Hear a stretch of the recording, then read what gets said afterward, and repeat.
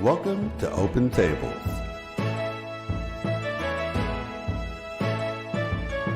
With your hosts, Cynthia Sue Larson. That it's okay for everybody to change. It's okay to let things go. And that's really powerful. Christopher Anatra. The universe is based on commerce. You know me as the quantum businessman. Jerry Hicks.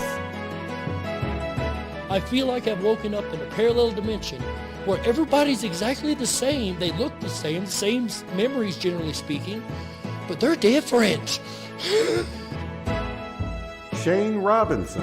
Nobody has all the answers, so everybody's welcome to share their ideas, and it really expands our consciousness when we do that. And Kimberly Lynn Hansen. Well, get your hearts up. Open Tables. Unique perspectives for a new view of reality.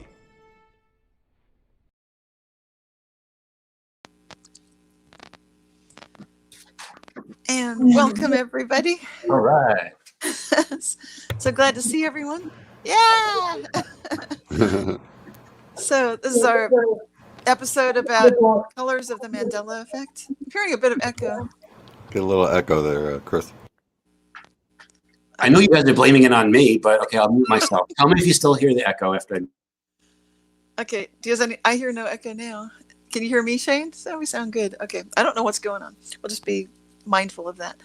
So welcome everyone to the special episode today. This is our 6th episode of Open Tables with International Mandela Effect Conference.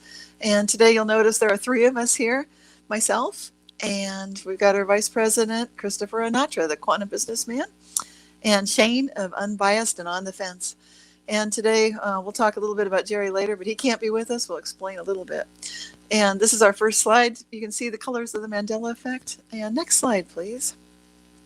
I'm going to read the disclaimer so that we can get going. Basically, it's just our standard disclaimer. The content you are about to watch is meant for thought and consideration. Please be respectful of each other and opinions shared. This is a safe space to express thoughts, ideas, and information. Please note that no copyright infringement is intended with regard to inclusion of short excerpts of material that are included in accordance with fair use under Section 107 of the Copyright Act. Next slide. And today's show agenda, we're planning for approximately 90 minutes. You know how these things go. Sometimes a little more, a little less.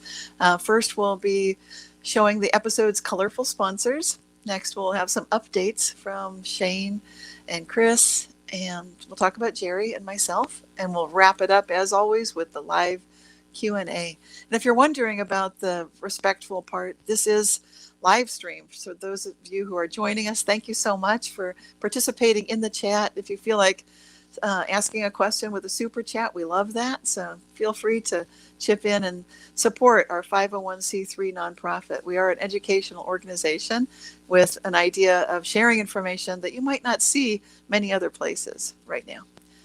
And next slide. So we'll start with our first sponsor. This one is the white redwood trees that are completely new to me. I had not heard of them, even though I live in California. What we're seeing here is the white needle redwoods, and there appear to be now like 6 of these in the world, and they can be found in Henry Cowell Redwood State Park right here in California, Humboldt Redwood State Park also in California. This is where I live. I live in California. It's a tree that can't produce chlorophyll, so it is able to be supported by the other nearby trees and the root systems, like the parent tree that can give it the nutrients it needs. And many of these redwood tree enthusiasts have never heard of this, including myself. I've got redwood trees right in my neighborhood. I've never heard of this, but I'm going to talk about this a bit more. But before I do, any comments, Chris? You want to say anything? Yeah, I was going to say, normally we have our sponsors are manned animals, so this is more of a manned vegetable or manned treeable. I'm not sure. But yeah, so I've been to some of, well, I was in one redwood forest that was outside of San Francisco. I never heard of this phenomenon before. Obviously, they're very rare, as are the white animals as well. But yeah, this was completely new for me as well. So you may have been up at Muir Redwoods. Was that it? Yeah, that was it. Yes, yes. Lovely park. Yeah, so when we talk about these protector role, that this is a spirit protector, that's something Chris brings up in some of his quantum businessman videos. If you guys haven't seen them, check them out for sure, because then you'll see what we're talking about. We touch on it here a little bit, but Chris really gets into that. And it's important because what I'm noticing, we're in a fire-prone state here in California. Redwood trees, despite being born in fire, that's how they propagate. Their little seed pods are meant to benefit from the clearing that happens when there is a fire, not the kind of epic fires we've been seeing lately, but the usual types of fire. But the thing is, I have redwoods right near my house, in fact, right over my house, and they rain on the house when there's coastal fog. So the idea of a protector is very strong with the redwoods, and the fact that there's a spirit protector presence with these white redwoods is especially meaningful to me. And I think it's a very symbolic, good, positive sign of, like we often talk about, being on that golden timeline. So any other comments that you want to add to this, Shane or Chris? It's new to me, so Mandalant, can we call it? Man's vegetable. I don't know. Well, we're all on the same family tree, and when you look at animals and plants, we do share a lot of our genetic material. So it's, to me, it seems like a part of our family tree, and I think it's a very valuable sponsor. Okay, next. Welcome to the timeline for white redwoods. Yeah, it's a good sign for all of us that we're seeing this now. Okay, next slide, please. Okay, this is very interesting. Wow, look at this one. Alba. Yeah, do you want to talk about this a little bit? Whoever wants to, maybe Chris, if you want to mention. Yeah, so back to the white subject, so colors of the Mandela effect. We're seeing patterns. I remember like when I was first like noticing the Mandela effects, there were tons of rainbow Mandela effects, like the Grand Prismatic Spring in Yellowstone Park, and like all these rainbow stuff, rainbow trees, and they're all still there. And now we're seeing a proliferation of white animals and plants. And this one was really cool. Alba, an orangutan. She's white. She has blue eyes. And we have a video that we can queue up. That's a short video that just talks about Alba and who she is. So.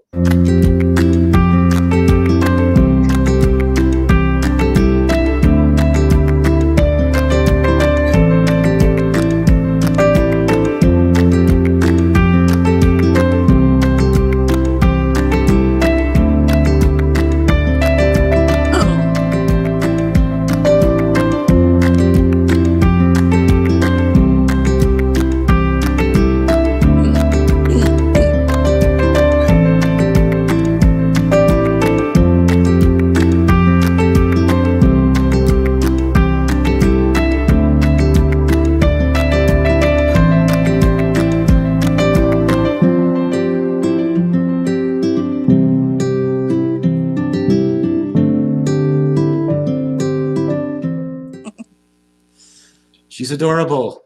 Yes. And you said blue eyes, right? So this is not your typical albinism, like an albino with the red eyes and the lack of pigmentation. Exactly. And it was interesting because they found her because there were villagers that found the white orangutan and was thought of to be something sacred. And so the orangutan rescue people found out what was going on. They went there and they rescued her. She had like parasites. She wasn't really doing well at all. They nursed her back to health. I think it took at least 2 or 3 years. And then they released her again. So we have one more short video to watch about. So we know about Alba, and now we're going to find out about her being put back into the wild again. Nice.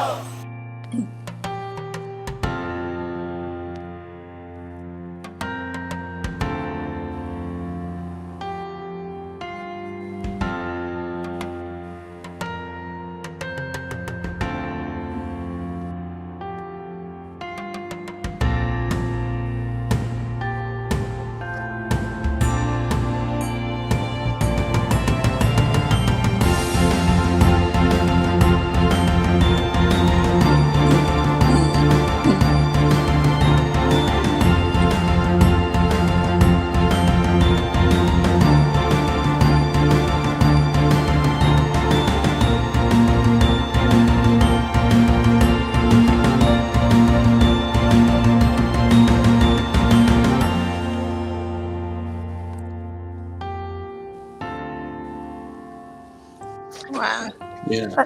That just gives me goosebumps. I've got goosebumps. Love it.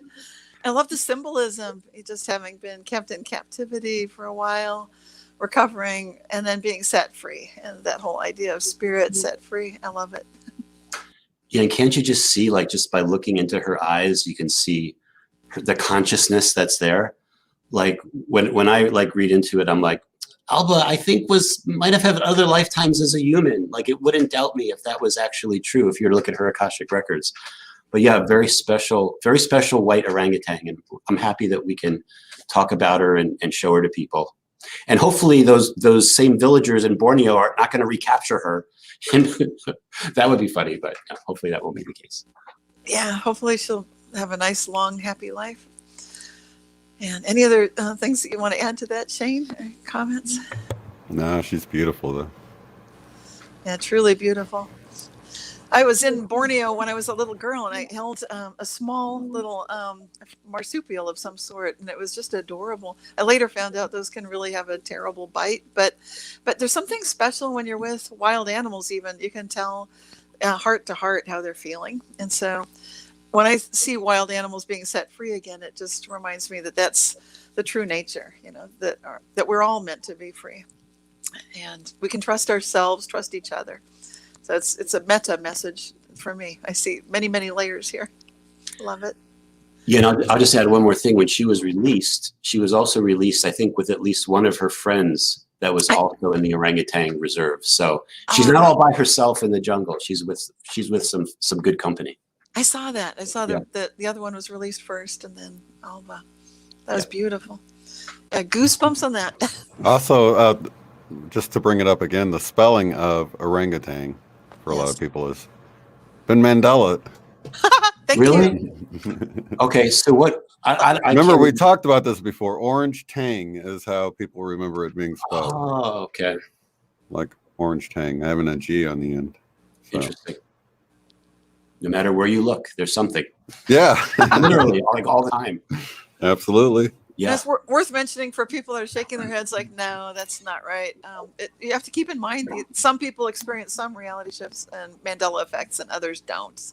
And that's just part of the whole phenomenon. So for me, it's always been orang-utang, but I totally get it that there can be without a G on the end too, right? Yes, right. I mean, for me, that's the big one. Like, what happened there? Right. Now we got a tang. Yeah, what's going on? So there's always something. Right. Yeah, that's why I used to have trouble with trivia tests, and some people have trouble with spelling tests for the same reason. Like, boards are different than they used to be. Yeah.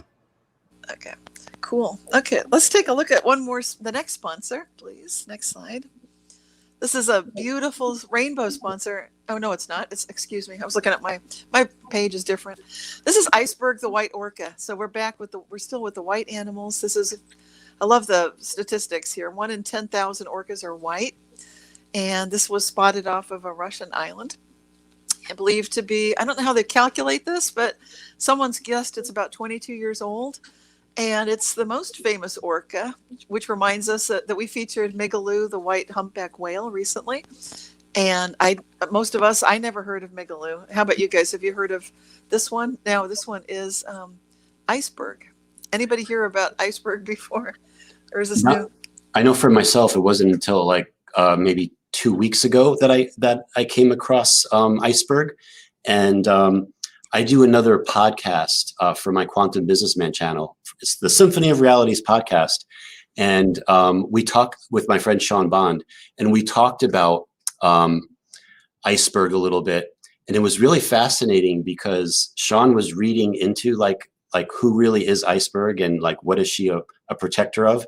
Because we're finding patterns where if an animal is of a white color, they usually are a super protector of something. And Iceberg, this is going to sound interesting. Iceberg, the orca, is considered a bounty hunter. Now, what that means is a bounty hunter to get your gifts back.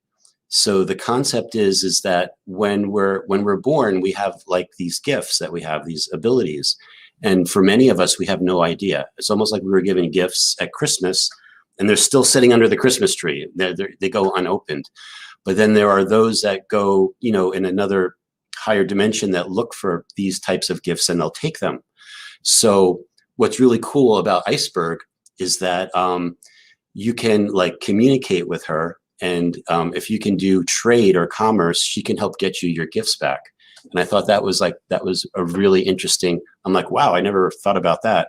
But it just gives people something else to think about for this crazy thing we call reality, right? You know, That's awesome. So, yeah. And orcas are very smart too. They're recognized as being highly intelligent beings. So it's, I love that extra insight. Yeah, I mean, if I was going to have a bounty hunter, it might as well be a orca whale. They should be pretty good at it. Yeah, absolutely. There's one more thing I wanted to say. Yeah. Iceberg. Okay, so food distribution, like that's my business, produce distribution. Right. I always remember, I actually remember it both ways. Iceberg lettuce, B-U-R-G, and then B-E-R-G. So that one is a confusing one because I can visualize like cases of iceberg lettuce spelled U-R-G at the end, but it's E-R-G. So it's another one of those things. It's like, what's the right way? Is it iceberg with a U or an E? Now, what's the spelling on this? With an E. It is with an E. Yeah, with an E. So it's spelled like the iceberg lettuce instead of the iceberg. I don't even know. When it comes to spelling, I'm getting all confused. So I can never in this timeline. I don't enter me in a spelling bee because it's not going to work out. It's a problematic endeavor. Yes, for sure. So I'm looking at the spelling again. So it is I-C-E-B-E-R-G. That's so weird. Now, why would they name? I would think they'd name it after the iceberg. You know, like the ice, like the Titanic and the iceberg. That's curious. Yeah, how do you spell iceberg? I probably should have looked that up. So maybe it is spelled like an iceberg. Oh, maybe someone can check that for us. Interesting. Yeah, because I wouldn't expect they'd name it after iceberg lettuce. No, that's how it's spelled now with an E. It is. I-C-E-B-E-R-G.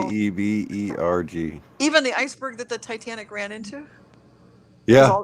Just God. the regular iceberg is spelled like that. Yeah. Okay, I'm failing my spelling test too. I know, right? You look at it, E-R-G doesn't look right. It just doesn't look right. Does not look right. Okay, thanks for looking that up. Okay. Once again, Mandela on the spot. Yeah. It's like, really, you start looking at things more closely and it's like, wow, everywhere. That is so all right, weird. so at least the lettuce isn't misspelled. I mean, there's some silver lining to this, right? That's hilarious. Funny. Okay.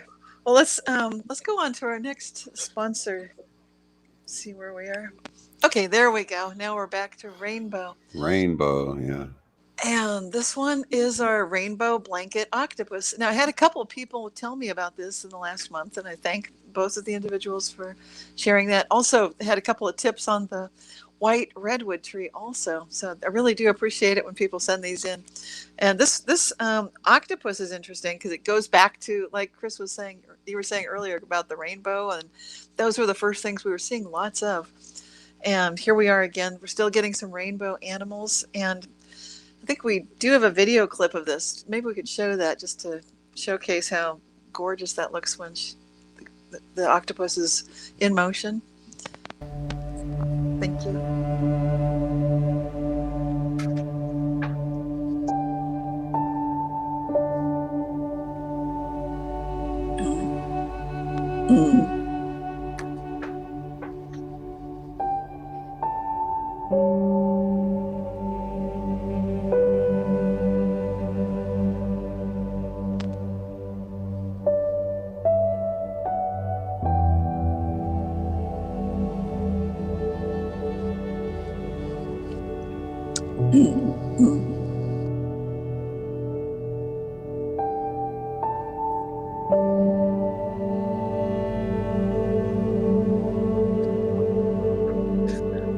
It's beautiful. Okay. I want to say one thing about this. I know the video is still. I'll wait for the video. I don't know how much more the video there is. So.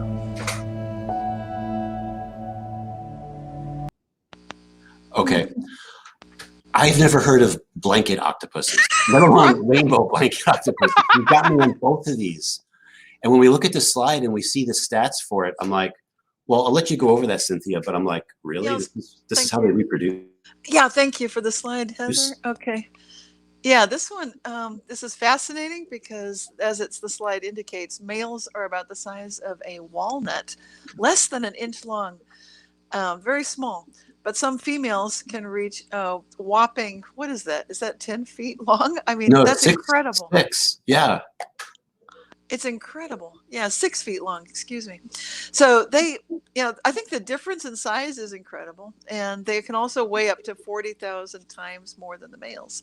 So there's several things going on here that are worthy of mention. And I don't remember any of this. I've never, like you said, a blanket animal. I remember when, we heard about the child named Blanket, and I thought that was very unusual, I don't know if we want to get into all that, but I thought, who would name their kid Blanket? But then now here we have an animal named Blanket, and it makes more sense in a way to me. I don't know. Anybody want to add? I don't know if we want to get into Michael Jackson and Blanket, but Probably not. Yeah, it's funny too. The last bullet point is not only are the males the size of a walnut, but they die shortly after mating. So right. I don't think you want to be a male blanket octopus. No. Yeah, this one was like really incredible. So it got me on both the whole species of a blanket octopus and the big differential in size. And you think somebody would have talked about these in the past, like they're kind of fascinating, Yes. right? Like, Absolutely. octopuses have arms, right? They don't have whatever. Yeah, I've never seen anything like this. I don't even know how is it an octopus exactly? It seems so different in the way that it moves and everything. Yeah, I totally agree. I mean, the fact that it's an octopus means it has 8 legs, isn't that? Right. And it looks like a spirit. It looks like it's floating, flying, just effortlessly, gracefully gliding along. Very different movement from most of the octopus movements that you see, where they're walking or crawling. Mm-hmm. And you're Very right. beautiful, though. And you're right, Chris, about the fact that the males die shortly after mating. There are other animals that follow that pattern, and I would have expected this would be right in there. They'd say, well, these are the animals that die. The males, you don't want to be a male in any of these following species. And I've never heard this one. Exactly. So again, welcome to this timeline we find ourselves in, right? Right. 40,000 times. 40,000 times. Oh, that's crazy. Just the difference in weight there, or mass, I guess that would be, right? So it's like, I don't know. That's got to be a record, right? Male to female ratio of weight.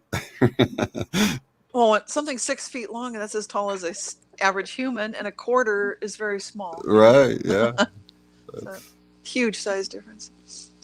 So this one, I don't know what this represents, but it's fascinating. The color, and to me, the motion is beautiful. It's in the rainbow. It seems to indicate it's another good sign, I think, despite the males dying early. That might change, by the way. You never know with these mandanimals. Right. Yeah, maybe they'll get bigger. They won't die as soon. Yeah. They'll have a happier life, Right. So that's very cool. Okay, let's go to the next slide, please. Thank you. So here's our next sponsor. This is called My Love, the Rainbow Python.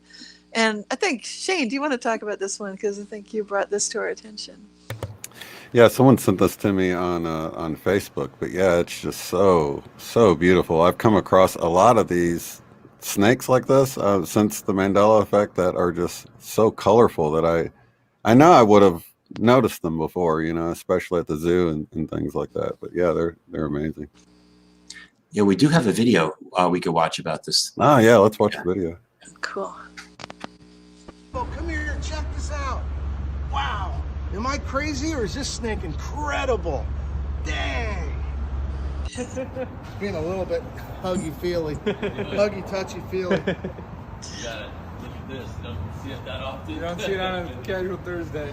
No. This is My Love. This is our reticulated python. She's a motley golden child. She was born here at the zoo about 10 years ago. She's probably right now about 12 feet or so, but she'll get up to 20 to 25 feet. This is My Love, the reticulated python, and you see why she gets that name. She is so beautiful and iridescent. She probably weighs more than I do and might get a little bit bigger than this. But she is a stunner. Was born right here at the reptile zoo. Wow, that's just amazing. I love the video better than the picture even. Yeah, So- you can tell like that the way the light hits it, and it's almost like it's got that pearlescence almost to it. You know what I mean? Yeah. Yeah, and this isn't new. She was born like 10 years ago. Like this is, I mean, for us it's new, right? But for my love, she's been around for 10 years. So, Always been around. yeah. I've never heard of a rainbow python before, so this is new to me. So there you go. Very cool. Yeah. And this I'm just reading it's talking about a golden child gene. Does anybody want to explain what that is? Does anyone know what that is? I was curious when I saw that. Like, what is that? Yeah, I don't know, but it takes me back to the golden child Mandela effect that I came across, you know, where he went down in the basement and he used to say, tell me about the golden kid. He would say, he never said golden child, but now he says, tell me about the golden child, Eddie Murphy in that scene. Right. So it was like, that sort of took me back to, just the fact that he sort of pokes fun at the fact that he's the chosen one in his life. But we're all sort of the chosen one in our own life, right? We're all the star of our show. And I felt like that's what that Mandela effect was bringing our attention back. Because a lot of times you feel unworthy of some kind of greater role, right? Like maybe you're so humble that you don't even think you're worthy of having, you know, to being the star of your own show. But we're all the star of our own life, aren't we? Absolutely. I love that message. And I love the rainbow quality too. I think the rainbow and the white are similar because with rainbow, you see the colors side by side, like all the spectrum spread out. And with white, they're all together and it's like all as one. So the same message is coming through in two different ways. Yeah, it's like getting on the golden timeline. You want to tap into that golden gene, right? That golden child gene within, or becoming childlike, you know, or stay golden. Or, you know, it's all kind of connected. You got all these different Mandela effects. Yeah. Very cool. Any other comments about our sponsors this month? I think they're beautiful. So let's proceed to the next slide, please, Heather, and we'll do our updates. Okay. I guess my updates, I'll start with myself. So if you get my newsletter, apologies. I'm going to summarize a few of the bizarre things that happened in this last month, but they're pretty spectacular, even by my standards. So I do think it's worthy of mention. Now, when I talk about my personal reality shifts, I definitely recognize that there are things that we each individually see. Riffing off what Shane was just saying, we're stars in our own life. So sometimes you'll notice something and maybe nobody else notices. Maybe they do, maybe they don't, but it's valuable. So please pay attention in your lives. This last month, I had a magically cleaned kitchen floor, which has now happened twice this year, which is it's something I needed to happen, believe it or not, because I've been getting over long drawn out kind of an illness thing, but I'm over it now. But in the process of getting over it, sometimes I couldn't keep up with all the chores. So I would think like, wow, I need to clean this kitchen floor. It's time to do that. And I'm not having people come in and do the cleaning. The next time, well, actually, my husband said to me, thanks for cleaning the kitchen floor. And I said, really? Because I noticed it needed cleaning, went and sat down, worked on the computer. And I said, look, I came out and looked, and sure enough, it was spotless. And that's the second time that's happened. So these things can happen that are very helpful. I've had lots of personal shifts like that. The next one, I had a delicates bag. I just use cosmetics wipes that are little reusable things that you can wash and put them in the laundry. And that whole bag went missing for several months, completely gone. And then it just showed up exactly where I would have expected to find it all along. And it was not in the laundry basket, I can assure you, because I had searched it many times, but it just showed up. Now we get to the interesting ones, because those previous, they're interesting, but things start getting really weird, even by my standards. I saw a movie that doesn't exist, because I was watching the series of shows on Pitch Perfect with Anna Kendrick. You guys have seen those, right? Pitch Perfect? Maybe it's a girls type movie. I don't know. Yeah, haven't seen it? Okay. Well, it's about these a cappella singers, and it's a girls a cappella group in college. And I had seen the first one, and I thought I had seen the second one. And then I just got a DVD that had all three, and I thought, great. So I'll see the first, and I'll see the second, which I've seen before, and then I'll see the third that I've never seen. Well, what happened instead was the first one I had seen before, just like I remembered. The second one was very bizarre because it was not the actual second movie. I had seen a movie that goes between what now is called number 2, where they're now all seniors. The first one, they're freshmen. What's now the third one, they're seniors. I remember like their sophomore year, and it was a completely different plot. Things happened that are not in any of the movies. It's like a complete movie missing. The good news is now I've seen all 4 of the Pitch Perfect movies. You're the lucky one. You got to see 4 versions, and only 3's available now, right? Right. I know. It's so much fun. And then had a couple of other ones that are kind of bizarre. I had a vitamin order that changed. I've always ordered them in a group to save money. Like I get 5 and I have a special place to put it. So then I went to do the reorder, go to where I last ordered it. It just showed I ordered 1 bottle. And I thought, no, that's not right. So I checked previous orders. Always, I only order 1 bottle. Yet I have a clear memory and a place in my closet specifically for a group of like 5 bottles. And I'm like, okay, this is really weird. So I went and found a deal on 5, which I had to go look up. And it wasn't anything I had previously done, even though that's what I've only ever done. And then the last one is really bizarre. This one could freak people out, so I'll just say calm down. I'll just say what it is because I don't want to make people worry even more. But I do genealogical research sometimes as a hobby, and I was doing research on a cousin's family, kind of like when you have a 4th cousin, then you get a notification.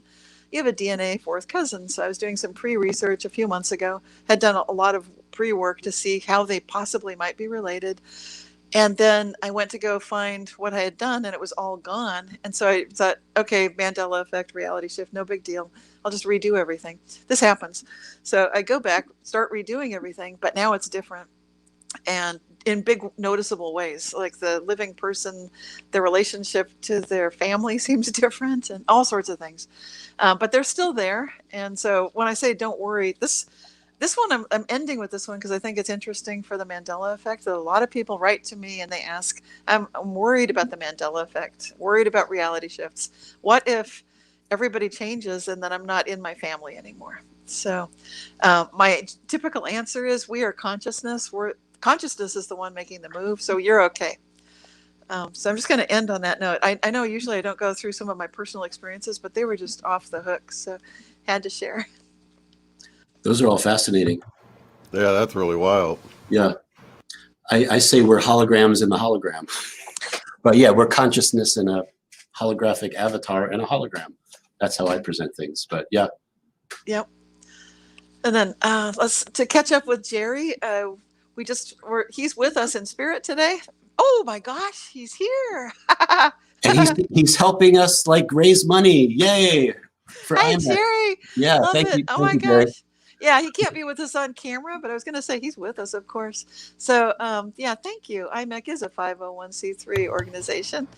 So we support all the super chat. Anybody that wants to chip in, please do. Thank you. And Jerry, he's on the move. So he's just, if you're following his channel, you can catch up and see his video on the DarkWolf's Den YouTube channel. He can tell you himself what's going on a little bit. But basically, there have been some moves in his life big time, and he's standing up for what he believes in, and we support him fully, and I'm sure he'll be joining us next time and give us a much better update than this. Absolutely. Yeah, kudos, Jerry, for standing up. Yes. Yeah. For some people that know Jerry, they'll probably have an idea what this is about, but yeah, it's always admirable when you stand up for yourself and for what you believe in. Good move, Jerry. I know the good things are going to follow a good decision like that.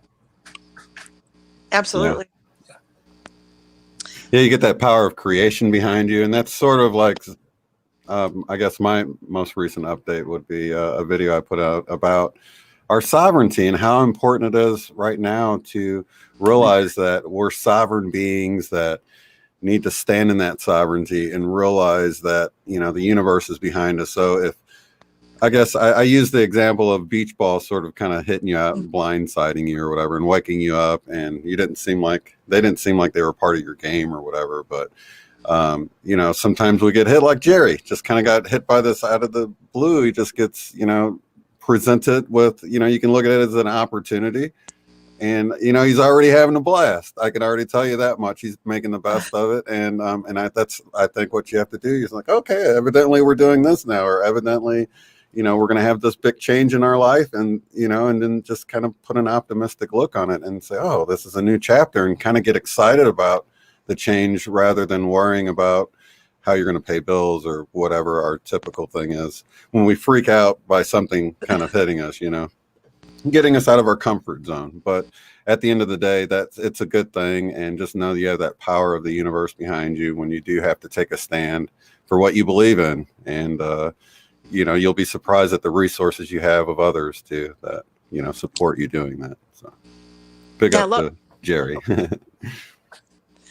And your video you talk about having fun and despite whatever happens. I love that. So it's not just the beach ball, but you had another analogy in there. I'm trying to remember what that was. Oh, the cymatic. Yes. Yeah, the way it's just everything's getting shaken up right now, and you can zoom in on any of the little sand on the plate vibrating around. It looks pretty chaotic, but when you pull back from everything, you can begin to see the beautiful pattern emerging. Just out of the chaos. There's so much chaos going on right now, but you can see so much beauty coming out of that when you can just pull back a little bit and get a broader perspective of what's happening, Yeah, I think that we should link that video you made on sovereignty to the bottom of the description area. And also, Shane, the one you did about what is the Mandela Effect. That was a really cool video. I think you explained thank you. 15 minutes. So that's a good one to show other people, like, what's the Mandela Effect? I don't know. So that's a good one to show people about, like, a good overall, unbiased opinion of what it is to make. I appreciate that. Yeah, those are good. Yeah, let's definitely, we'll add those links. Good idea. Yeah. And to you, Chris? No, that was pretty much it for me. Okay, cool. I'd like to say my life is boring and there's nothing going on, and Mandela effects have finally calmed down and stopped, but it's just the opposite of that. So yeah, I'm having like there's just so much information that's coming at me. And a couple of the slides the couple of the ones we're going to get to, I'll explain a little bit more. I'm currently working on some Quantum Businessman Symphony of Reality episodes about Atlantis. And it's really, really fast. I'm going to be presenting some stuff that you haven't heard about Atlantis before, that I think people are going to be really like, wow, that happened in Atlantis. And how do you know this? And then I'll indicate like things will happen to make me look at things that are Mandela effects that go with what I'm talking about. And we're going to get involved with something they call the Serapeum in a little while, which is in Egypt, this temple at the feet of the Sphinx. There's a lot of Atlantis stuff that's all related to Egypt. So yeah, so we'll talk about that a little bit more later, but yeah, so many cool things are happening like everywhere. So, and literally when I drive to work, there are differences that I'm like, wow, that plaque wasn't there before, or that wasn't there. I'm like, what's going on here? So yeah, it's nonstop stuff, and I'm having like really a lot of fun with it. Oh, that's excellent. Yeah. I just love your videos, the whole symphony of realities. And when you do the deep dives and things you say, this is going to get weirder. I just love it even more. So love all of that. Cool. Thank you. Yeah. And along the way, I discover things like I discovered this new there's a Star Trek series called Star Trek Continues, which I had never heard of before. It takes the original series and it finishes the 5-year mission that they have. And it's not like it's a big high production. It's a little bit cheesy, but it's just like the old series, but with different actors. And I started watching some of the episodes. I'm like, wow, this is pretty cool. Like, I like this. It reminded me of like being a kid watching the Star Trek episodes. Now, and they do finish where they left off. It's really cool. Now, who's behind this? Is this the widow of Gene Roddenberry, perchance? It's got all the credits, created by Gene Roddenberry, approved by Paramount and all that. But it's not like one of the big productions. It's almost like it was like a lower budget thing. Wow. But the acting is actually not bad. It is kind of cheesy, but it reminds you of the old Star Trek, and it's kind of cool how they finish some of the episodes. Yeah. Oh, wow. Kind of reminds me of how they started that Brady Bunch Variety Hour that people hadn't heard of. That You know, that's this other show that Yeah. evidently ran where they were Yeah. live and dancing around the Yeah, characters. exactly. Yeah. Do you know about that one, Cynthia? No.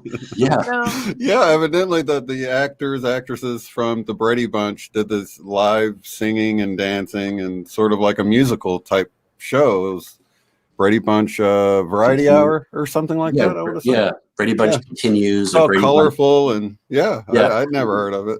Yeah. And this is a special thank you to JD Peterson for the super Thank you, sticker. JD. Yay! Thank you. Really appreciate it. Yeah, I never heard of the Brady Bunch at all. And the Star Trek is new to me, and I love Star Trek. So I have to. Yeah, look there's that one actually up. there's a lot. There's more Star Trek series out there. I'm like, wow, I Yay. found another one. So yeah. That's so awesome. Yeah. So I think that's it for our updates. Thank you for everybody, the updates. Next slide, please, Heather. And thank you, Heather, for putting all this together. Such a beautiful job. Okay, here we go with something fascinating. And this is amazing. I should turn this over to you, Chris, because you can do the best job explaining this. Yeah. So like in our last episode, we talked about another one of my videos where we talked about the worst maritime disaster in United States history. And it went from a disaster that happened, in Chicago to a steamboat disaster. But my video still had the disaster the way I remembered it. So here's another example. This just came across my desk, so to speak. But basically, we're talking about colors of the Mandela effect. So here's another example. People have been noticing eye color changes, and a lot of them going back and forth and back and forth. And I was actually at a picnic a few weeks ago, and someone's uncle there I always knew him to have bright blue eyes. Now he has a brown eye and a blue eye. So I'm talking to somebody there, like, what happened to his eyes? And they're like, what are you talking about? His eyes, he always had one brown eye and one blue eye. Things like that you don't forget. I'm like, no, he had the brightest blue eyes you ever, like, no. So I've learned to kind of calm down. I'm like, okay, you're correct. Right. So here's another one. So in this episode, I was talking about Abraham Lincoln. And a lot of people remember him having brown eyes from portraits that were painted of him. And then it became a Mandela effect that he had gray eyes, and it's documented everywhere. Abraham Lincoln had gray eyes. And I go into the reason about the different eye color, like what the gray color means. And it has to do with the relationship to giants, like giant DNA is somehow related to gray eyes. That's another story. But maybe what we'll do is we'll play this short clip from my video, then I'll explain a little bit more. Perfect. Actor Daniel Day-Lewis, the star of famous films like Last of the Mohicans, Gangs of New York, and Lincoln, about Abraham Lincoln, has an eye color change. Many, including myself, remember him as having brown eyes, but now his eyes have always been gray, like Lincoln's. Daniel Day-Lewis had gone to extreme efforts in going into character to create the most authentic version of Abraham Lincoln. Could these efforts have had the effect of shifting him to a timeline where his eyes were gray, just like Lincoln's? It certainly is something to think about. Love it. Yeah, so here's the thing, like when I make these videos, like I don't just throw a video together, right? I research it and I'm looking at multiple sites, and everywhere I look, Daniel Day-Lewis has gray eyes. Daniel Day-Lewis has gray eyes. He has gray eyes. I see pictures of him. They're kind of gray. So now everywhere you look up his eye color, like for actors, statistics, and so forth, everywhere it says green. And you could see from that close-up of that picture on the PowerPoint, they're kind of hazel green. So that's amazing. Yeah, and it's kind of cool. It's almost like I'm glad because if my video changed to be like, Daniel Day-Lewis now has green eyes, I would have been like, I've been really freaking out. but now so brown to gray to green. So who knows what's going to happen next? But eye color is another thing people have been noticing when it comes to Mandela effects. And it's not like he's wearing contact lenses. Some people, skeptics, they're going to say he's an actor. He wears contact lenses. Come on. But that's not the case here. We're looking at it. It wasn't because there's actually multiple sites that have like the actors like weight, height, hair color, blah. And when they all say gray eyes, or when they now all say green eyes, there's kind of a pattern there. So yes, and of course they can wear contact lenses, but that's not the case. This is amazing. And there's some meaning to the color change too, which you get into in your videos a little bit. Yeah. And I think the first time I heard that was the 2019 Ketchum conference. You were talking about Gilligan's Island, right? Yeah, the Gilligan's Island cast, all Yeah. like a better timeline, because they all had, like, Gilligan went from, I always remember him having brown eyes to having bright green eyes. And when I made that video, I got a lot of pushback because people were like, oh, Gilligan's Island was filmed in black and white. And well, yeah, the first season, but not all the other seasons. And I saw Gilligan's face in front of my face as a kid, I don't know, many, many times. So you get to remember, like, oh, that person has brown eyes. He had a white hat. Now he wears a tan hat. And he's always had a tan hat. And some people are like, oh, on that episode, his hat was dirty. I'm like, no, his hat wasn't dirty. He always had a white hat that matched his white color on his red shirt. So, yeah. So there could be significance to the color changes of the eyes as well, moving in that same kind of golden timeline direction is what There seems to be, like, part of, like, our body changes, and, like, really, what are we? Could it be possible that we are a hologram within a hologram, and DNA is our personal source code, and as we vibrate into different frequencies, our holographic projection can change? These are the things I question. Actually, I'm glad you said that, and I'm going to just put a little tip out there to Paola Harris. I don't usually talk about UFOs and ETs here. I'm just going to briefly mention that there's a new book about this whole incident before Roswell that she writes about. And when she wrote that book, she was talking about exactly what you're saying, Chris, that basically what if UFOs are basically a projection?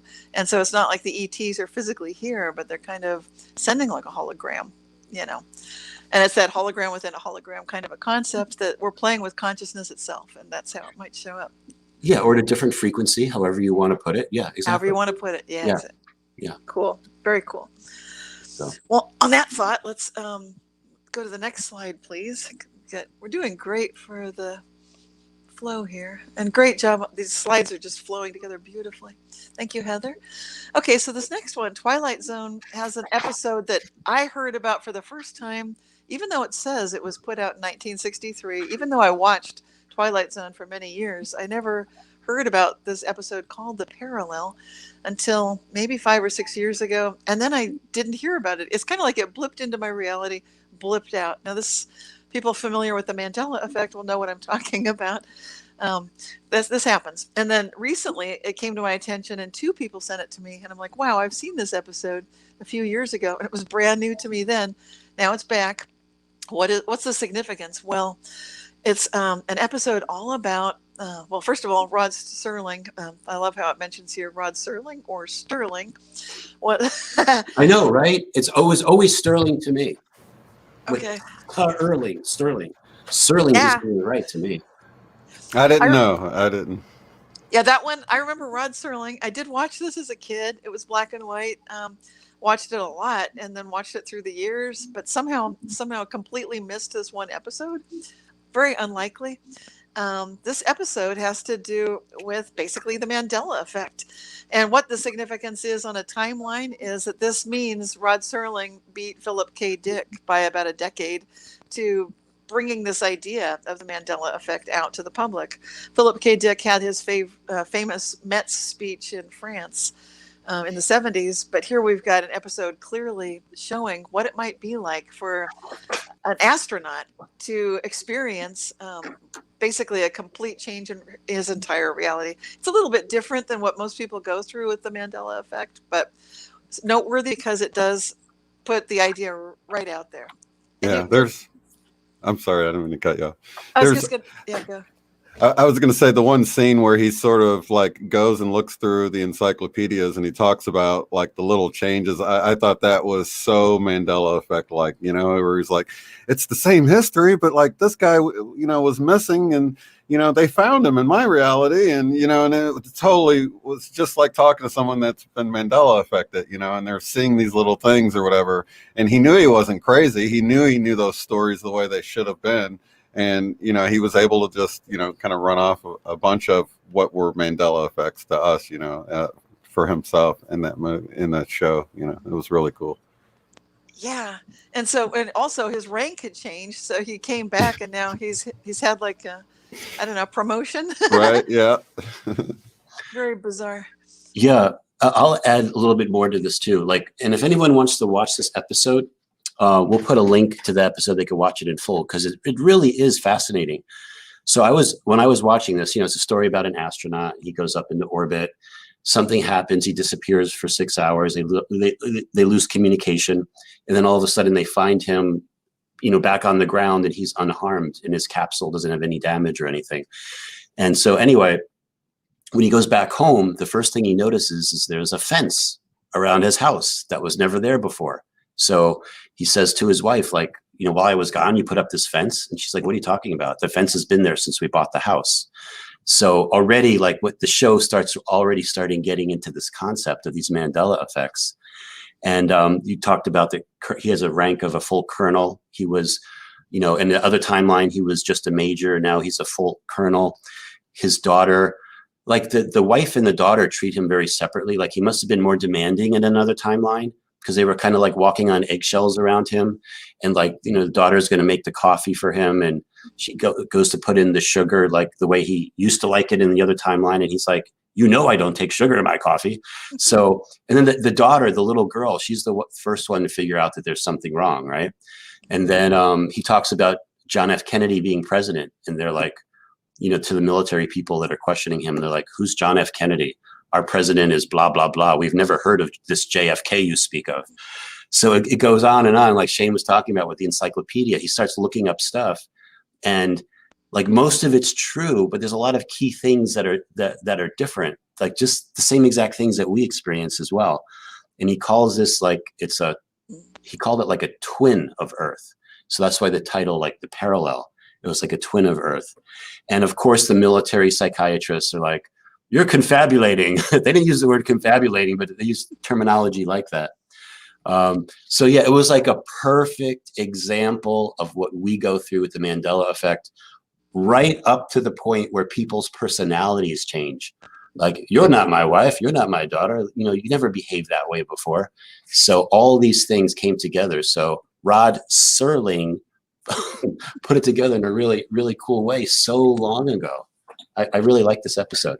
And I love how it's like a hello to Chris and all of us. It mentions Gus Grissom, which, Chris did that beautiful video for Father's Day on Gus Grissom in 2020 for the IMEC.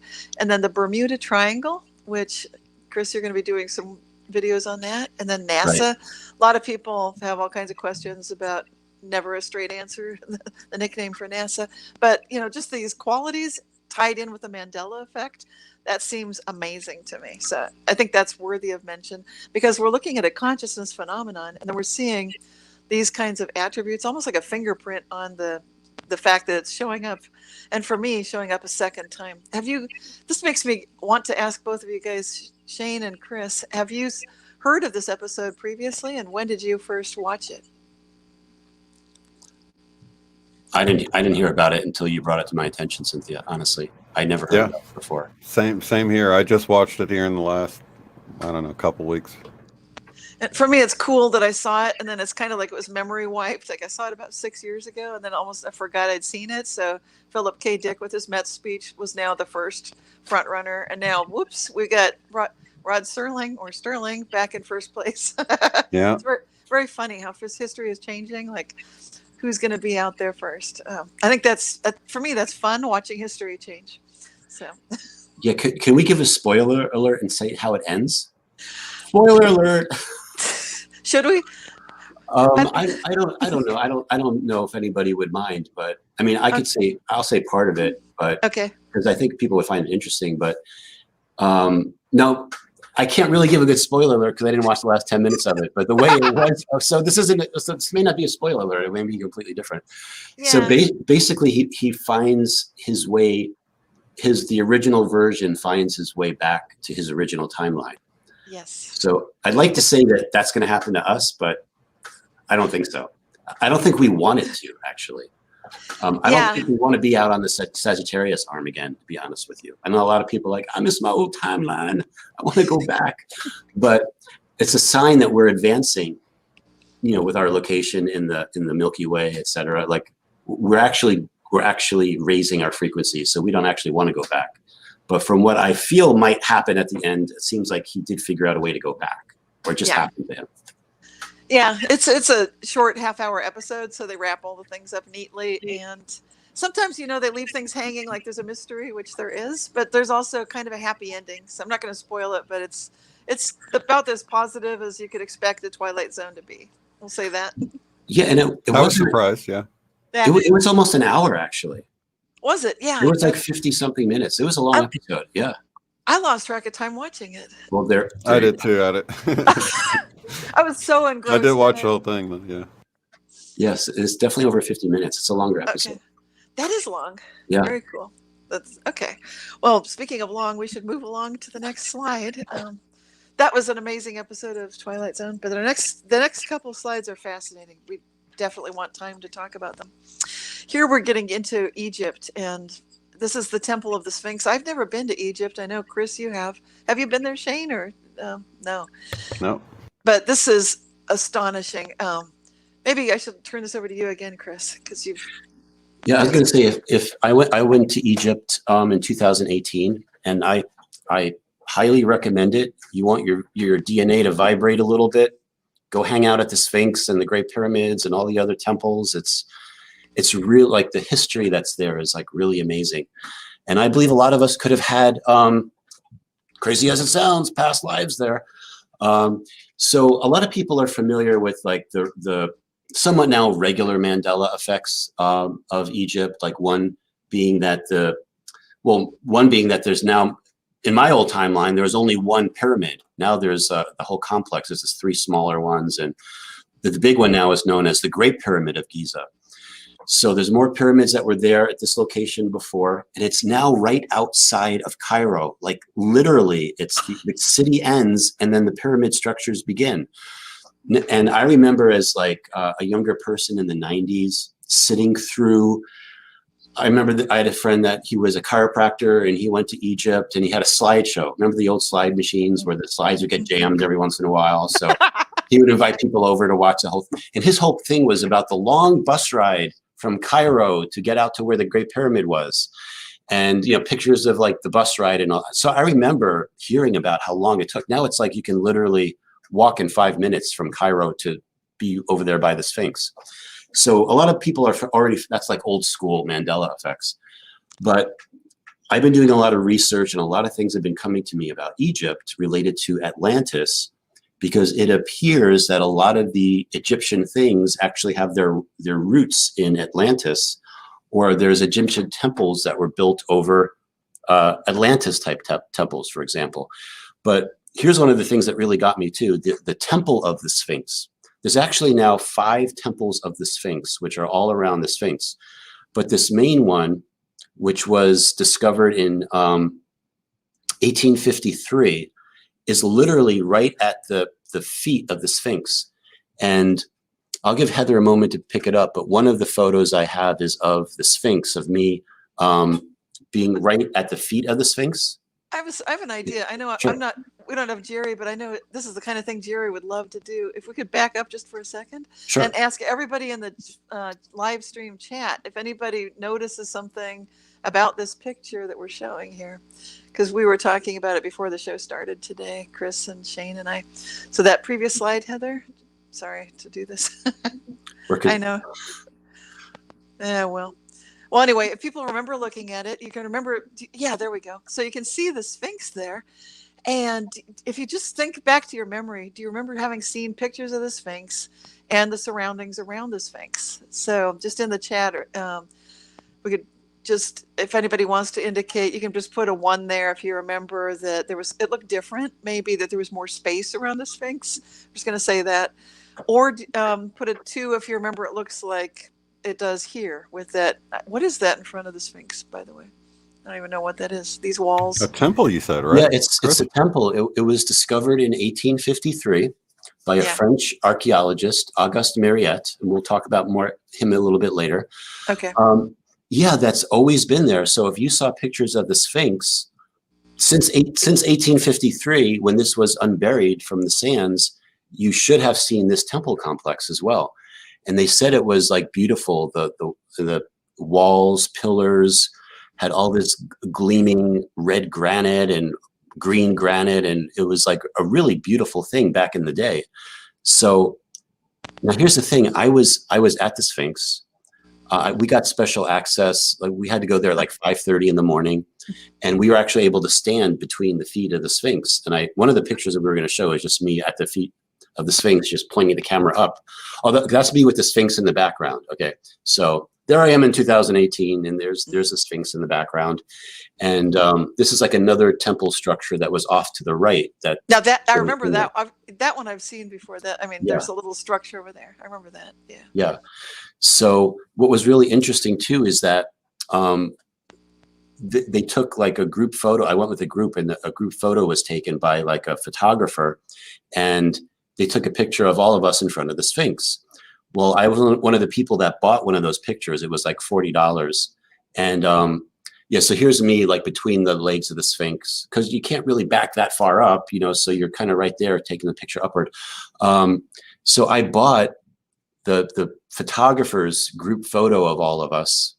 And when I got back from JFK, what had happened was I had a backpack, and I put the photograph in a backpack in a folder, and it somehow got wet, which was crazy because I bought Scotch Guard, G-A-R-D, instead of G-U-A-R-D, to like protect it. So in case something like that happened, the photograph got completely ruined.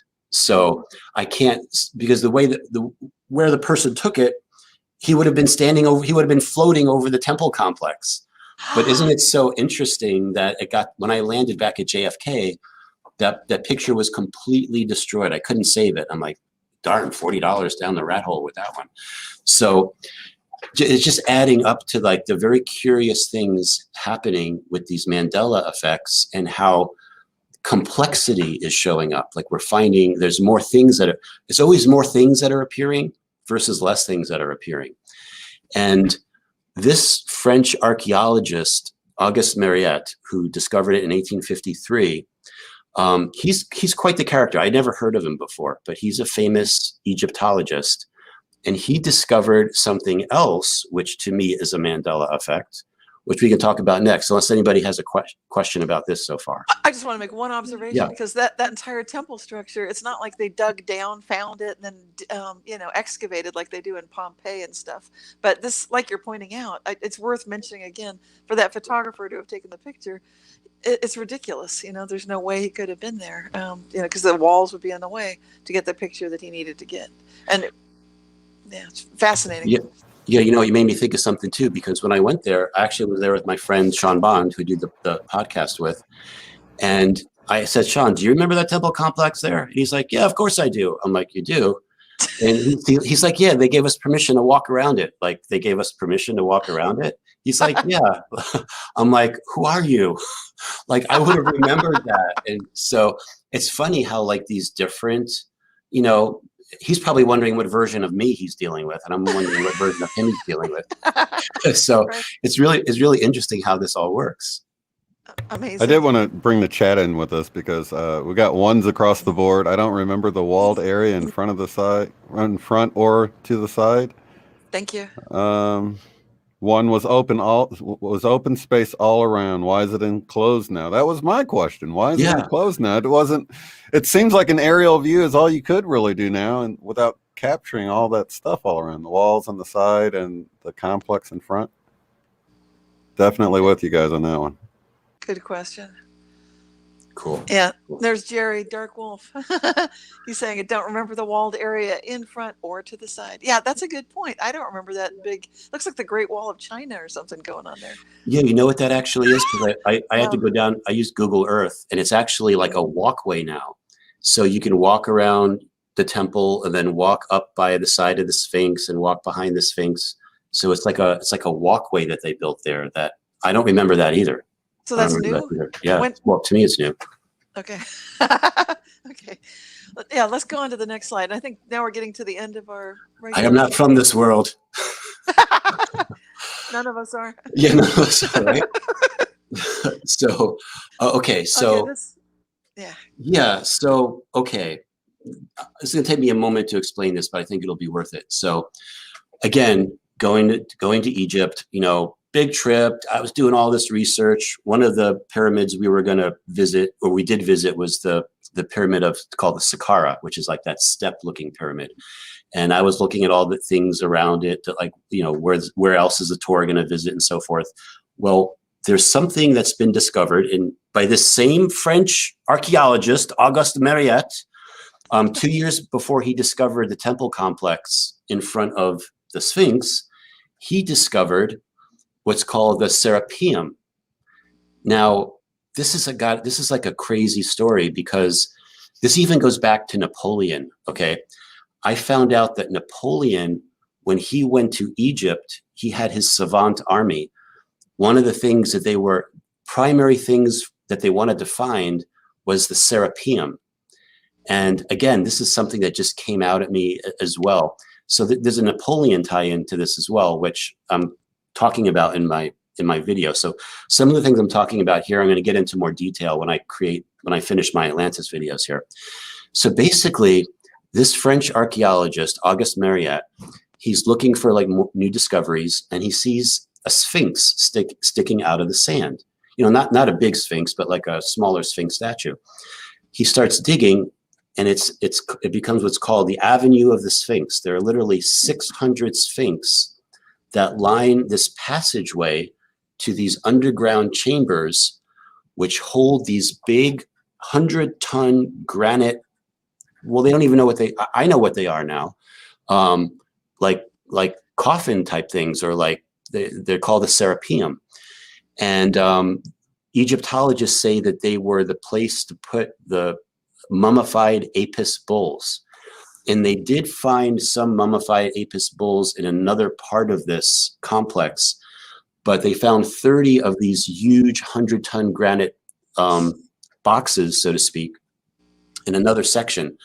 And what was interesting is that all of them, except for one, was like open, and there was one that was sealed shut. So Auguste Mariette, he finds this one sphinx sticking out of the ground. They dig it out. There's 600 other sphinxes that they find that line this avenue. By the way, I can't find any record of where those sphinxes went to. They probably went to private. Who knows? No one. The discovery is there, but no one knows who actually has them now. So there's this one where the cover is still on it, and we'll talk about that in a minute. But we have to kind of set the scene a little bit more. We do have another video to watch. It's about 2 minutes that kind of like talks a little bit more about what the Serapeum is. And again, a lot of these videos that came out about it dated 2018, dated 2017. You know, it was discovered like 100+ years ago, but all of a sudden now people start talking about it. So let's just watch this other video, and this will kind of help people get filled in a little bit more with what's going on. We call this site today the Serapeum. It's really a bad name, because that is not what it is. It's not a mortuary, it's not a graveyard. Maybe it was used as a graveyard later in its time, but it's entirely something else. My name is Ben, you're watching UnchartedX, and if you stick with me for the next short while, we'll take a closer look at some of these mysteries and try to unlock some of the true wonder that remains for everyone to go and see at the site that we call the Serapeum of Saqqara.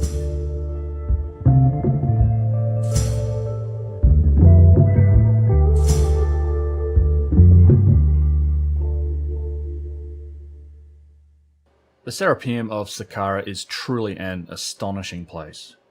Out of all of the megalithic sites in Egypt and frankly around the world, it contains some of the most in-your-face evidence of highly advanced technology that simply must have been present at some point in the deep and distant past. And I'm not talking about reports of technology, like some historical figure talking about sunken cities, or convoluted conjecture and theories. I'm talking about sitting in front of you clear as day, scientifically verifiable achievements. If only we were brave enough to truly look. These are achievements that our current civilization, the modern world, the West, the so thought of premier and only ever highly advanced technological civilization, with our electromechanical solutions to problem solving, simply have not ever replicated. Why is this the case? Because as far as I can tell, we can't do it. We certainly haven't tried hard enough yet. We haven't even scratched the surface of investigating what should still be considered, even today, a collection of manufacturing and technological miracles. This stuff is simply begging for some real scientific investigation. It's begging to have its original functional nature discovered. Anyone with an open mind and the will to go to Egypt can go and see it for themselves. And many people do. I think there is a slow awakening happening. And it's not just so-called New Age or fringe authors and researchers, but I'm talking about engineers, professional craftsmen, builders, tradesmen, stonemasons. People in this category of profession are generally left dumbfounded in absolute awe at these achievements, and they instinctively grasp the complexity and the difficulty of what they're looking at, and they understand that there is simply no chance that these could be manufactured by hand, let alone with copper tools, diorite pounding stones, and human horsepower. Yet this isn't the case for the academics, the Egyptologists, or the establishment mainstream archaeologists, who claim absolute authority over this topic. I think that's because the very concept of advanced technological evidence doesn't fit the establishment dogma that only the Egyptians could have built it, with their copper chisels, their ropes, and their pounding stones. And so the call for more detailed scientific investigation of these miracles are left ignored, and those that call for this type of investigation are generally derided as pyramidiates or fringe lunatics. Why is it that these people are considered the authority on the subject, and on this place and all of the incredible objects that it holds? Because theirs is not a hard science. In truth, archaeology, Egyptology, it's closer to arts and language studies. It's the process of interpreting loose evidence and pushing that into a dogmatic framework of assertions and building that into a story that we call history, and then they claim sole ownership over this story. In many ways, this process and the dogmatic version of history with its academic lords in their ivory towers is very similar to organized religion, and that's a topic for another video. But let me ask you this. Do you think that it was these types of people that built this place in ancient times? Was it the arts and language people, the academics? Or was it the engineers, the stonemasons, the builders, the professional craftsmen who built it? Who should we really be listening to when it comes to truly educated opinions on what we're looking at? I've had the privilege of visiting the Serapeum several times, and I've studied it for many years now. I have interviewed and listened to people that sit on both sides of this debate, and I think at best, the orthodox story only describes what happened in the later chapters of this place's existence. It describes what happened when the dynastic Egyptians found the site, they renovated it, and even to some extent they vandalized it. There's a lot to examine at the Serapeum, so in an effort to make it a little easier on myself and also to generate slightly shorter, more consumable bits of content, I've decided to break this up into a multi-part series. Here's a little more on what you can expect. Part 1, this video, is intended to be a short overview of the Serapeum and introduction to some of the mysteries that we're still faced with. In Part 2, I want to focus on the boxes themselves, their sizes, their stone types, their construction methods. I also want to focus particularly on their precision and their finish, as I think this is the main aspect to the high technology nature of the site itself. In Part 3, an examination of the location, the bedrock tunneling and the site itself. And I want to take a close look at some of the contradictions with the orthodox story. There's a lot to examine around the dating, the writing, the fact that it's surrounded by Old Kingdom sites. And then, in Part 4, I want to summarize these arguments and offer up some conclusions to let you know what I really think happened here, and what is possibly the true history of this amazing site that we call the Serapeum. The Serapeum's recorded history is clouded and obscure. It's made up from varying reports across multiple civilizations. Ultimately, the best evidence that we have to investigate the mystery of this place and what it was. Okay, we're back. So this is part of a documentary. We'll post the whole thing that's there. The first part of the documentary talked about the exact precision that these granite boxes have, how they had to have been quarried at least 15 meters into this black granite quarry, which was like at least 500 miles away. There was no seams. Everything inside these granite boxes is perfect to a micron, and they have a high gloss type of finish. It's the most amazing thing. Like when you start looking at the Serapeum, there's no way that the ancient Egyptians had the technology to create these granite boxes and then move them to the location. And you'll see that like and I'll get into this more when I create the video, basically how they could be moved down these narrow hallways, 100 tons. So it's just question after question. So people that have looked into it, they're like, they can't understand how they did it, and et cetera. So when this French archaeologist, Auguste Mariette, discovered it, he discovered 30 of these big boxes that were all open, like all their covers were open and they were all empty. So the thought was, oh, there was something pretty important inside them, and so someone stole it, right? There was one that was left that was sealed, and they tried to open it. They tried, they couldn't open it. There's a picture that we could bring up of, as I'm talking about, I'll have Heather bring it up, of they dynamited it, basically. The only way they could figure out, we can't open it, so we're just going to blow it up. Right. Because who knows what they thought was inside of it? I don't know, gold or treasure or money or whatever. Yeah, so here's the one Serapeum that was sealed that they just could not open. It was just too heavy. And it created some kind of a vacuum seal too when these things closed. So dynamited it open. It was empty. There was nothing inside of it. However, I say there was something inside of it. They just couldn't see it. So it's really fascinating when you get like this really bizarre information, and how, like, I call this thing that I'm creating the symphony of realities, and how one thing leads to another, leads to another, leads to another, leads you back to another thing to create a beautiful symphony.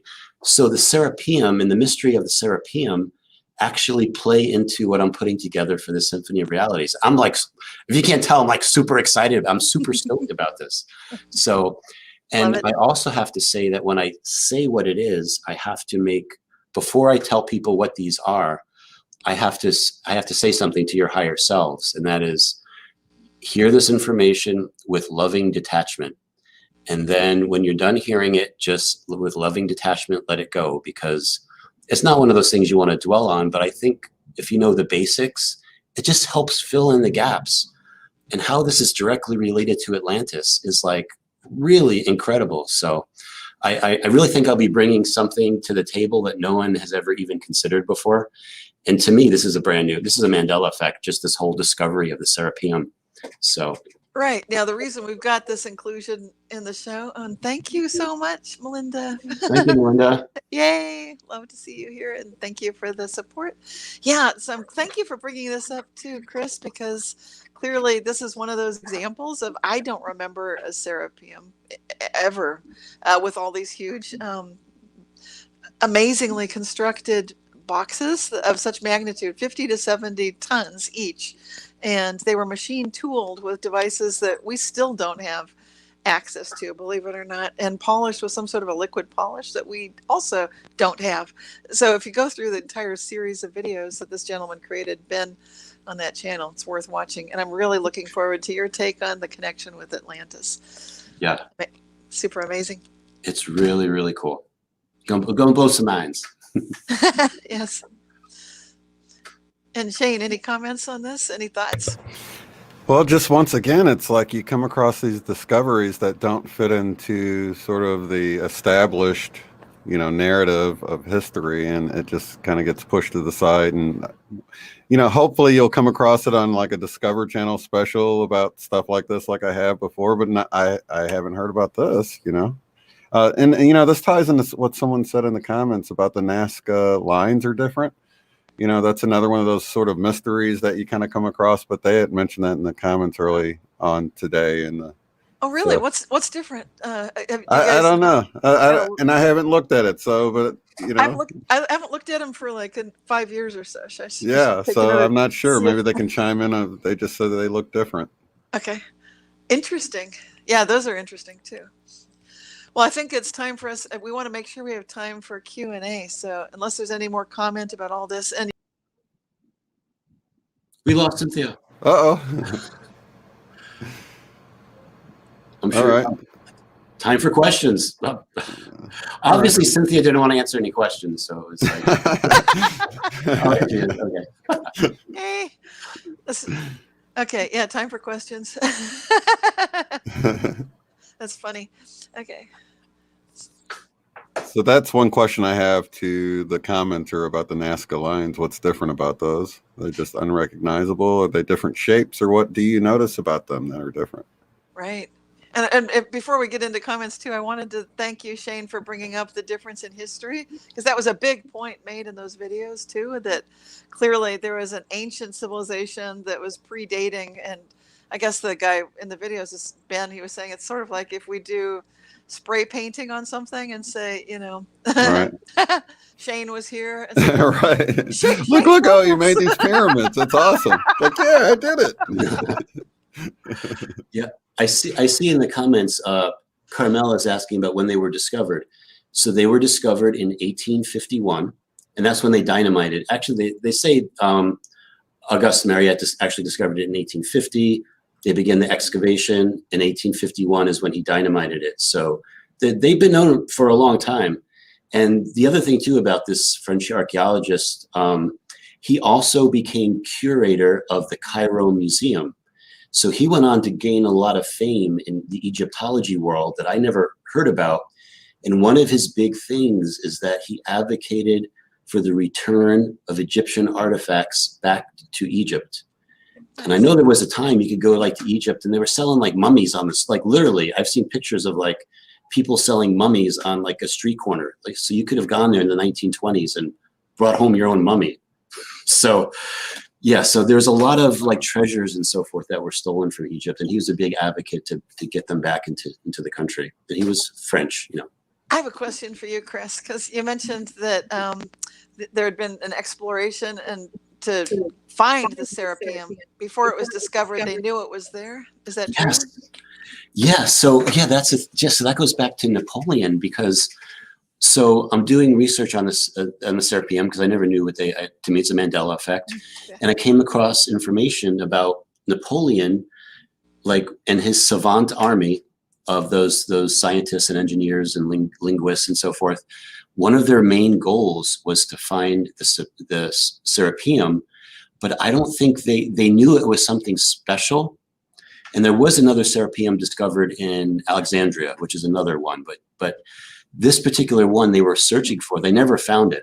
They never found it because that was in the 1799, 1800 when Napoleon was there. So it wasn't until 50 years later. But they knew there were stories about it, and they knew it was something that was important, and it was on part of what they were searching for. Now, what I was also surprised about watching the videos is that there's an extension, obviously, to these rooms going beyond what's even been discovered with the 24 chambers. They can see right down a little tunnel, and the tour guide, he's saying like why he doesn't understand why haven't they sent a robot down to do some photography and probe and see what's down this path. Yeah, exactly. And a lot of the chambers where the Serapeum are were actually sealed. They actually had to break it down, and then there was like a chamber behind it, and there was the Serapeum. So whatever was in there was put in there to be protected. And it's cool you caught that thing with that pathway. That if I was there, I'd be like, hey, what's down that little pathway? Let's send a robot down there or something. You're gonna bring your robot next time. Yeah, I mean. Yeah, if Egypt, because a lot of shady stuff going on in Egypt, I don't think they want people to know all of the discoveries and so forth. But that's true. That was a good point, Cynthia. Yeah. Anything else going on in the chat? I can't see it, but no, I don't see any questions. Okay. Any other comments that we want to? Last chance, guys. If you want to ask a question in the chat, please do so. Thanks again shout out to everybody that contributed to the super sticker, the super chat. Thank you, Melinda, and thank you, JD. Yeah. Oh, they had mummy unwrapping parties. I totally believe. Like, I never heard of that, but are you serious? Is that a joke? A mummy and unwrap it. Like, no, that can't be right. Wow. It wouldn't surprise me. That's for sure. Well, it seems like protection would be something that was being indicated in the entire creation of these chambers and the way that the boxes are set up. So I don't know where you're going with this, but I'm excited to see it, Chris. Yeah, and I'm going to go one step further, because like the Sphinx, okay, that's really fascinating too. Like, what really are the Sphinx? Were they real creatures? Like, are they just statues? Like, what is the purpose of the Sphinx? So I'm going to get into that as well, and I think people are going to find that super interesting. You know, the role that the Sphinx play in our reality is like, oh, okay, and it totally makes sense. Most people are like, the Sphinx asks you riddles, right? And if you answer the riddle correctly, you may pass.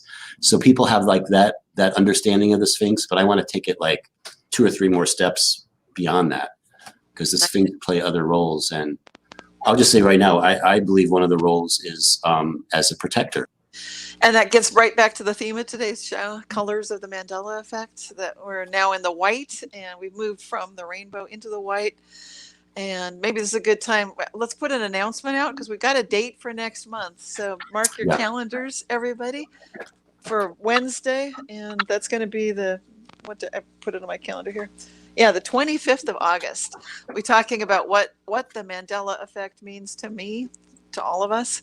So definitely join us that day. Any other questions here in the chat?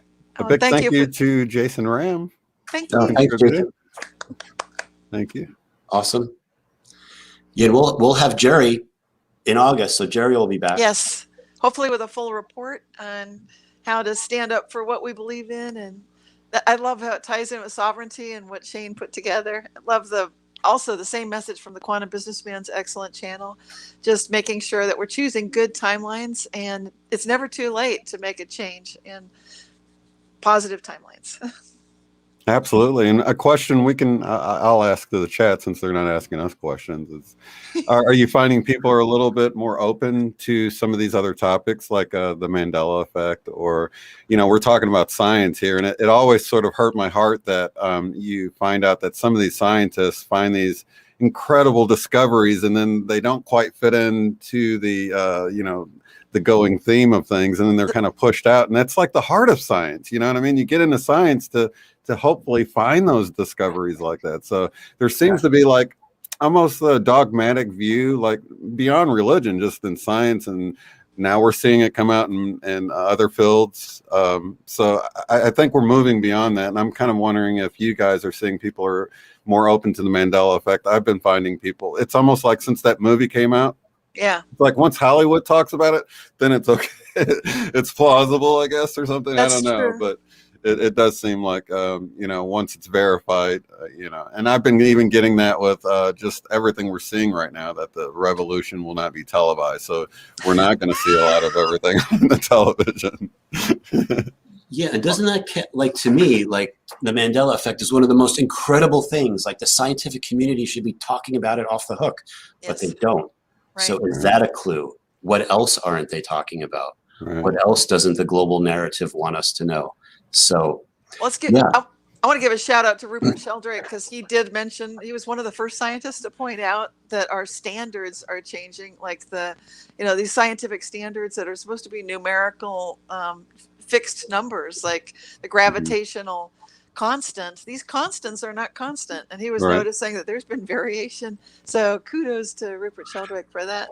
Yeah, that's the whole thing I was going to say about time. Like, how much do we use time as a constant? And if it's fluctuating all over the place, if time's speeding up, and like, think of the Schumann resonance, it's directly related to time. So it could appear that it's not changing at all. And if time's speeding up, it's going to directly speed up the Schumann, a direct relationship to that. So, I mean, there's so much that we we don't feel like we're moving, like when you're in a car or on our planet or whatever, you have that sense of being stationary, but how much is hidden in that seeming stationariness, whether it's time or space or whatever, you know what I mean?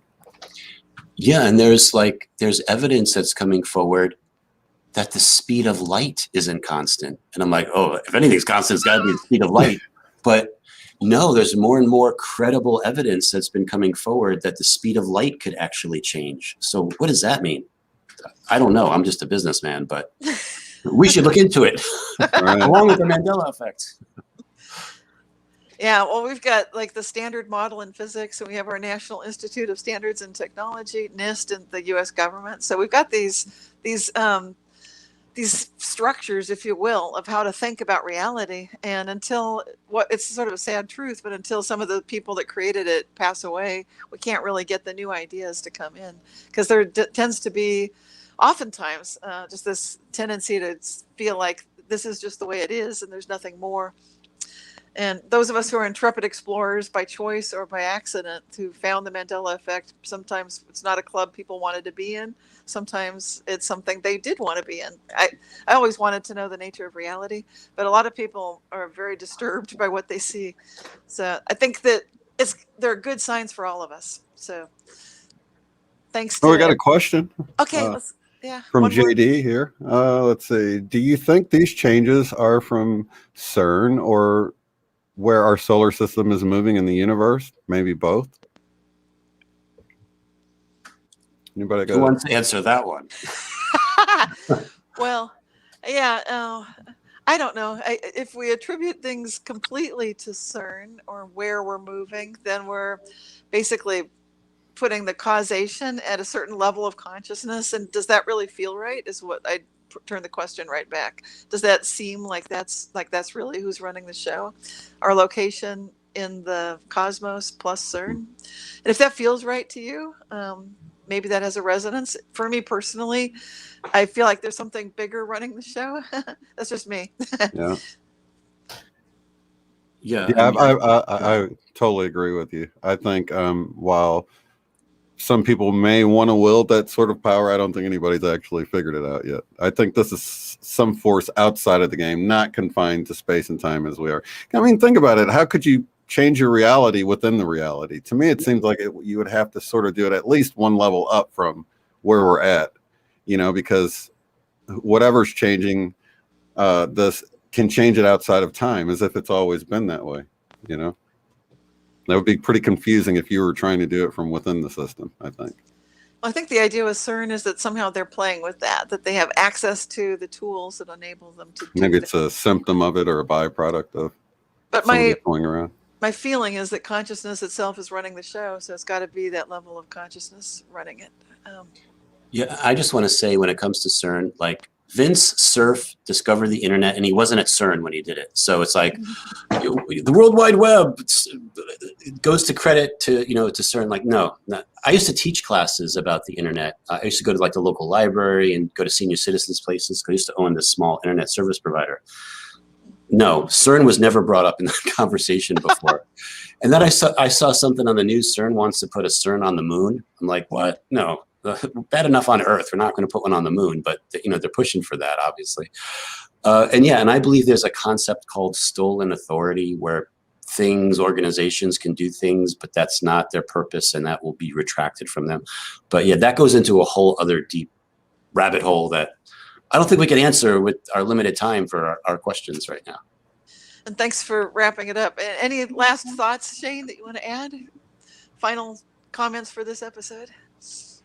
No, I think that's it.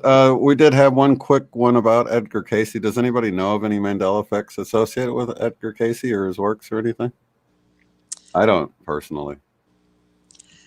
I know he had some amazing experiences witnessing color and just noticing a woman that had no energy field. He'd heard about that. She was looking at sweaters, and then it's like the energy had left her body before she got in an elevator that crashed. So, but I don't think that's exactly a Mandela effect. He's just known for, but the things he was doing, his ability to have intuitive insights, to be able to recognize that there's an inner truth to everything. I think he probably did have Mandela effects in his life, but I haven't heard about them. Yeah, absolutely. And I don't know of any regarding any of his works either, like maybe a book changed or disappeared or appeared or anything like that. Yeah, I was going to say, when it comes to Edgar Cayce, one of the things that I believe he's known for are the Akashic records. I think he was the first one to put the name onto the Akash. Oh, really? I didn't know that. So nice. To me, like, the Akashic records have been helping me understand reality and how it functions, when you could look into that library of information. So he definitely was an instrumental person in helping us figure out this symphony of realities that we're in. Absolutely. I totally agree. And maybe we'll find out he was one of the first to talk about it. That could still happen. I mean, we've got this interesting running sort of a time frame changing with PKD in the 70s. Now we've got Rod Serling in the 60s. Who knows? Maybe Ed Casey was there first. Talk about the Mandela Effect. So if anybody knows, let us know, please. That'd be great. Anything else that we want to say before we say thank you to everybody? And thanks to Heather today, too, for thank you so much, Heather. putting all the slides, the video clips. Producer Heather behind the scenes, keeping things Heather. running smoothly. Bringing me back in when I keep my internet keeps cutting out. Cool. Yeah. So until next time, just end by saying, together we go, together we grow. We are together in this. So thanks to everybody who's contributed today, all the people in the live stream, everybody watching in any time. And tune in next month. We'll be back on the Wednesday, the 25th of August. Yeah, we'll have Jerry back with us. Yeah. Excited to have you back, Jerry. Very excited. Cool. Yes. So take care. Bye-bye, everybody. All right. Love you, guys. everybody. Bye. Till next time. Till next month. Yep.